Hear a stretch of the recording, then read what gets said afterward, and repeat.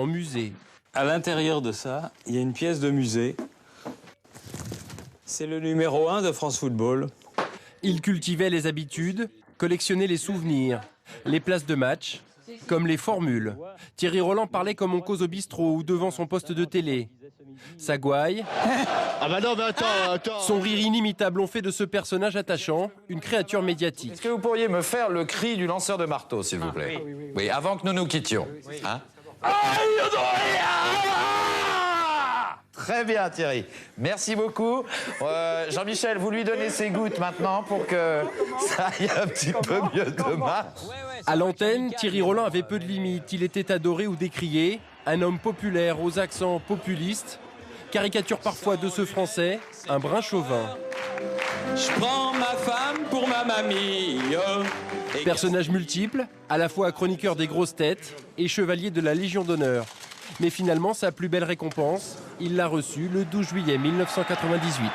Vous le croyez ça, l'équipe de France est championne du monde en battant le Brésil. 3-0, 2 buts de Zidane, 1 but de Petit. Après 13 Coupes du Monde, il devait commenter l'Euro 2012 sur M6 avec Jean-Michel Larquet, son compère de toujours.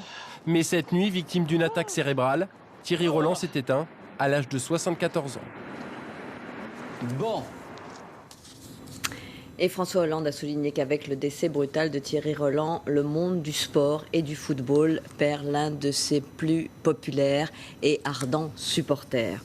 Thierry Roland, on l'a entendu dans ce sujet, était bien sûr célèbre pour sa voix reconnaissable entre toutes, son ton volontiers gouailleur, toujours chaleureux, son rire aussi.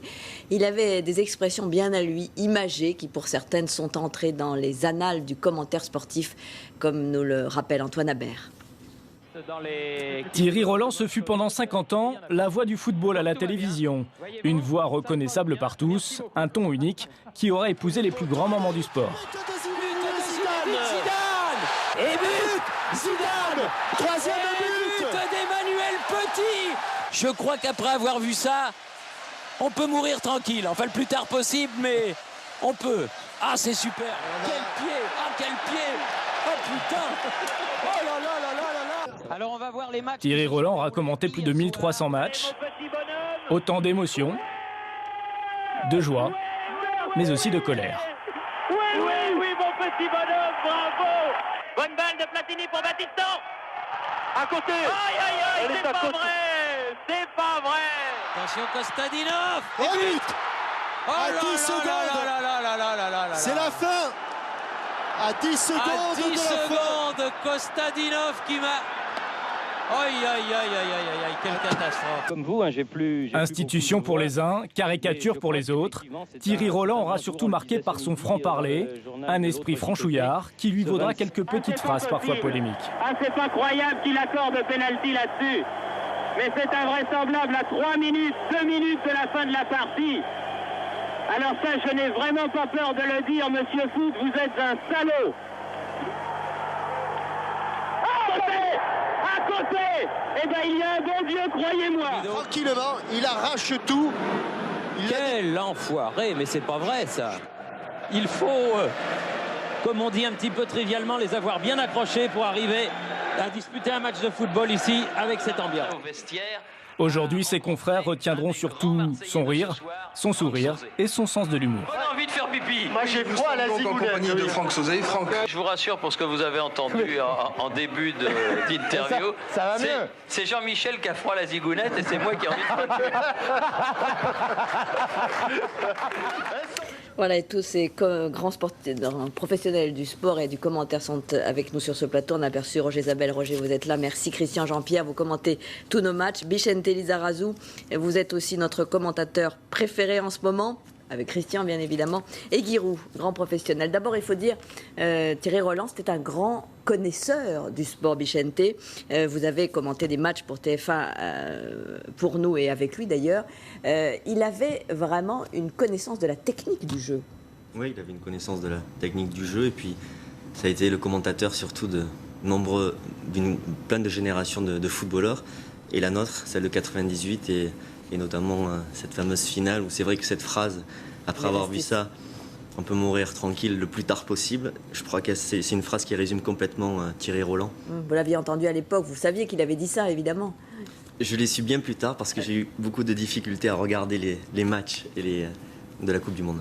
Alors Giroud, vous aussi, vous avez commenté ces matchs avec Thierry très souvent, hein, pendant des années. À partir de quelle année? À partir de 84, le consultant habituel de Thierry Roland, c'était Jean-Michel Larquet. Je l'ai remplacé quelques fois. Et surtout, je me suis formé auprès d'eux à la Coupe du Monde à Rome. Et ensuite, j'ai commenté avec Frédéric Jaillant en équipe numéro 2. Mais on se retrouvait tous les soirs à Rome. Et il y avait et l'ambiance et les débriefing. Et c'était des très, très bons moments. Alors on l'a entendu, en fond, il était un commentateur évidemment averti, aguerri, mais aussi passionné. Il n'hésitait pas à donner son avis. Oui, bien sûr, mais je crois que la passion est nécessaire pour que l'émission soit bonne, pour que le public, les téléspectateurs prennent du plaisir. Il faut qu'ils soient des leurs. En même temps que quelqu'un qui connaît bien, qui leur explique, il faut aussi qu'ils soient des leurs. Est-ce qu'on peut imaginer, Bichente, Guy, Christian, une minute de silence lors du prochain match de la France à l'Euro À l'Euro, il y a sûrement des protocoles, c'est peut-être difficile, mais avec Michel Platini, président, je crois que ça pourrait être possible. Christian? Oui, je pense que c'est Michel Platini qui prendra la décision, tout en sachant que c'est pas facile parce que c'est une compétition internationale et que Thierry Roland, évidemment, à l'étranger, était peu connu. On peut imaginer peut-être que pour le match de l'équipe de France, uniquement à l'occasion de France-Suède, il y ait, pourquoi pas, une minute de silence. Ce serait chouette. Qui serait normal, parce que Thierry avait aussi une réputation internationale. Bien sûr. Alors, on parlait de ces grands footballeurs du monde du sport. Le sélectionneur de l'équipe de France, Laurent Blanc, a tout de suite réagi ce matin en présentant ses condoléances à la famille de Thierry Roland, après avoir observé d'ailleurs un moment de silence avant la conférence de presse donnée en Ukraine après le match. Il y a de très nombreuses réactions dans le monde sportif. Vous disiez Michel Platini, président de l'UEFA, qui estime, je le cite, que Thierry, c'était la voix du foot. C'est très émouvant, hein, ce qu'il dit, mon ami, mon histoire, ma carrière, mes victoires, une partie de ma vie. Et c'est ce qu'a dit l'ancien capitaine des Bleus. Je crois que beaucoup, Bichente, peuvent dire ça d'une certaine façon dans ce monde du foot. Il a commenté quasiment toutes les 13 Coupes du Monde, 9 euros. Donc toutes les générations, la génération Platini, la génération Zidane, ma génération.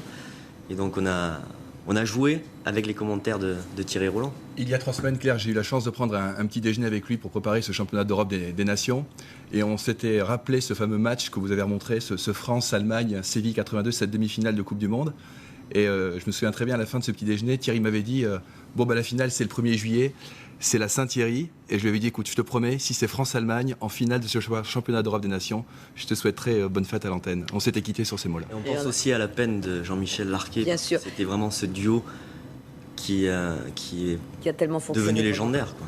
On va évidemment vous entendre encore, puisque nous avons beaucoup de sujets encore à évoquer avec Thierry Roland et évidemment son complice Jean-Michel Larquet dont nous rapporterons les propos tout à l'heure. Mais déjà, on va écouter les réactions dans le monde sportif recueillies par Jean-Marie Bakayoko et Antoine Janon.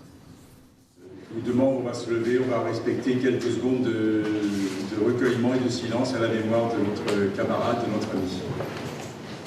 Ce matin, la France du football s'est levée, le cœur serré. Il y a un petit mot de la part de l'équipe de France, du staff des joueurs, bien sûr. Nous présentons nos condoléances à la famille de Thierry. Un amoureux du sport qui disparaît, donc ça nous a beaucoup touchés. C'est une triste nouvelle et surtout c'est la disparition d'une personne qui aimait le sport en général. J'avais eu la chance de le côtoyer en Corée. C'est quelqu'un que j'appréciais beaucoup. Donc il est parti. Donc je suis triste aujourd'hui. Hommage unanime à Thierry Roland, l'incarnation du football à la télévision. La voix qui, depuis 50 ans, accompagnait les Bleus, ceux d'hier et d'aujourd'hui. J'ai 26 ans, ça représente peut-être 15 ans de ma vie de footballeur. Les soirées passées avec mes parents sur le canapé, que ce soit équipe de France, Ligue 1 ou Ligue des Champions, c'est cette voix. On ne peut pas expliquer, mais il y a des personnes qui touchent leur milieu. Quand on parle de Thierry Roland, pour moi, la première fois, je pense que je l'ai vraiment entendu, c'était 98.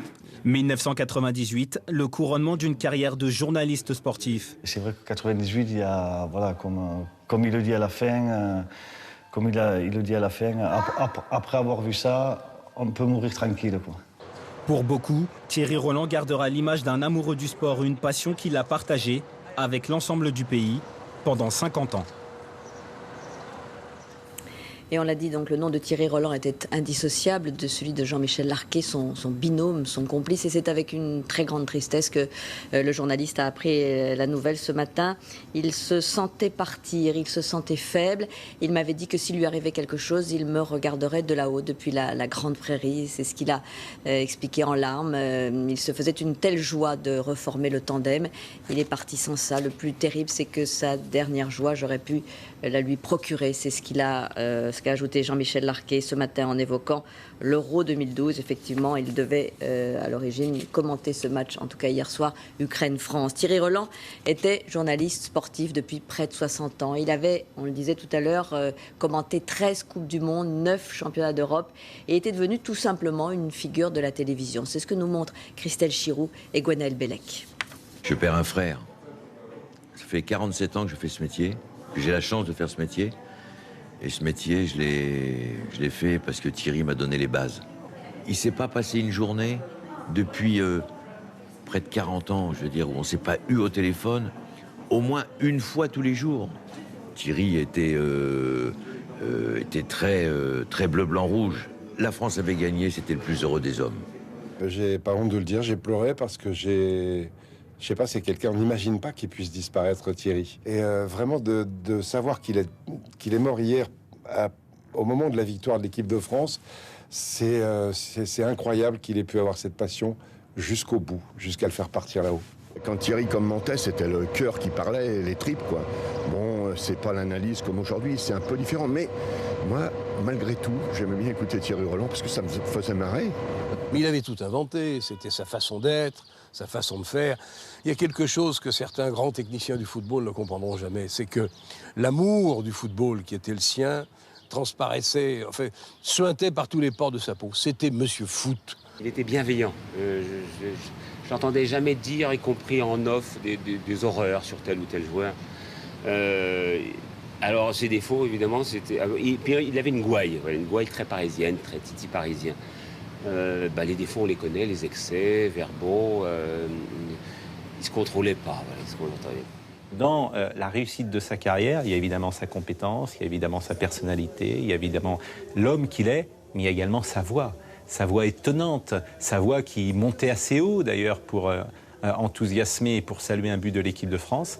Et c'est effectivement cette voix que chacun a dans les oreilles depuis toujours. Donc il avait un lien passionnel avec le football et finalement renoncer au football, c'était mourir un peu.